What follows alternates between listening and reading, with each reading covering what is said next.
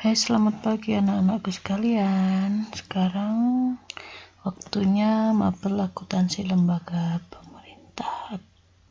Pada KD 3.2 ini materinya adalah menerapkan persamaan akuntansi, konsep debit dan kredit, penjurnalan, buku besar, saldo normal, dan laporan keuangan untuk akuntansi keuangan pemerintah daerah.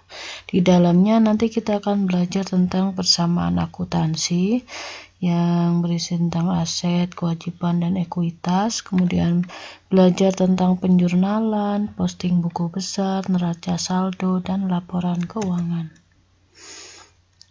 Nah, ini adalah persamaan dasar akuntansi ya, sudah dipelajari di kelas 1 di akuntansi dasar.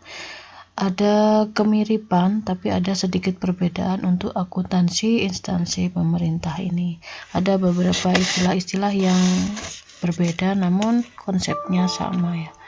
Ini misalnya dalam aset, biasanya kan aktiva sama dengan pasiva, atau aset sama dengan kewajiban ditambah kekayaan bersih. Ini ya, aset ada aset lancar dan aset tidak lancar. Aset lancar seperti kas, piutang, persediaan. Kalau yang tidak lancar seperti investasi permanen, aset tetap, dana cadangan. Kalau kewajiban itu utang ya, seperti utang kepada pihak ketiga, utang pemotongan pajak, utang cicilan pinjaman, dan lain-lain. Kemudian kekayaan bersih, yaitu selisih antara aset yang dimiliki desa dengan kewajiban yang harus dipenuhi sampai tanggal 31 Desember. Pendapatan merupakan penerimaan yang akan menambah saldo anggaran lebih dalam periode tahun anggaran. Nah, kalau dalam di desa nanti macam-macam ya, ada pendapatan transfer, kemudian pendapatan pajak reklame. Kemudian untuk belanja adalah segala macam pengeluaran untuk pembiayaan setiap penerimaan atau pengeluaran yang tidak berpengaruh pada kekayaan bersih. Ini adalah persamaan dasar akuntansi ya, jadi harus seimbang. Misal aset 250.000 ya, kemudian kewajibannya 1.000, berarti ekuitasnya 240.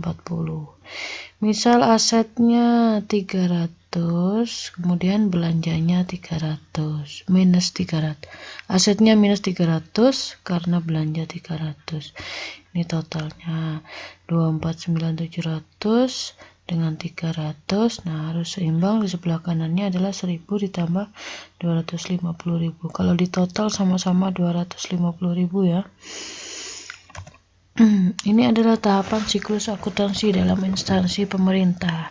Ya, mirip dengan yang sudah kalian pelajari di akuntansi dasar. Yang pertama harus menganalisis transaksi daerah, kemudian buku transaksi dicatat ke dalam buku jurnal, kemudian diposting ke buku besar, kemudian buat jurnal penyesuaian jika ada kesalahan ya, kemudian penyusunan neraca saldo, kemudian worksheet atau neraca lajur, menyusun laporan keuangan, menyusun jurnal penutup, dan terakhir menyusun neraca saldo setelah tutup buku. Nah, bedanya kalau di instansi pemerintah ada istilahnya penerbitan SPP. Apa itu SPP? Surat permintaan pembayaran. Jadi segala macamnya harus ada suratnya dulu ya. Minta pengeluaran uang harus ada SPP-nya. Pelaksanaan kegiatan mengajukan pendanaan dilengkapi dengan DPA. DPA diverifikasi oleh sekretaris desa dan disahkan oleh kepala desa. Nah, berdasarkan DPA, pelaksana mengajukan SPP dulu ya, surat permintaan pembayaran kepada kepala desa. Dokumen yang disiapkan adalah SPP, surat tanggung jawab belanja, bukti penerimaan barang atau jasa di tempat. Kemudian Sekretaris Desa melakukan verifikasi, meneliti kelengkapan dokumen, dan memeriksa ketepatan perhitungan, menerima dan menolak SPP yang diajukan. Jadi diajukan dulu ya surat permintaannya di ACC atau tidak.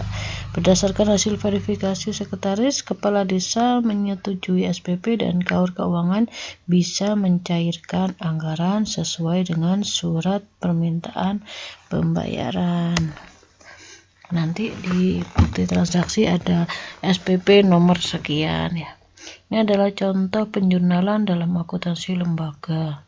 Misal ya, ada transaksi pendapatan menerima transfer dari pemerintah pusat, yaitu transfer dana alokasi umum atau DAU.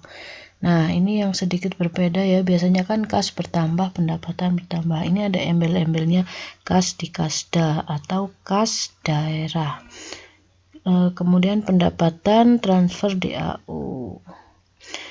Kemudian ada transaksi melakukan belanja bantuan ke parpol. Jadi belanja ya, namanya belanja berarti pengeluaran. Nah, belanja sebelah debit, kasnya sebelah kredit karena pengeluaran untuk belanja.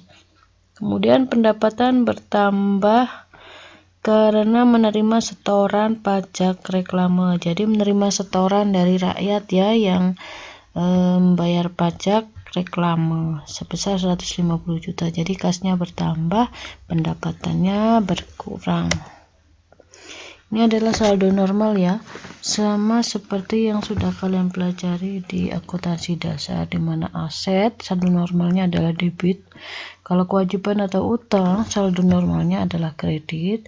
Ekuitas dana, saldo normalnya kredit. Pendapatan kredit, menerima pembiayaan kredit, belanja debit, dan pengeluaran pembiayaan debit. Ini adalah contoh laporan keuangan ya.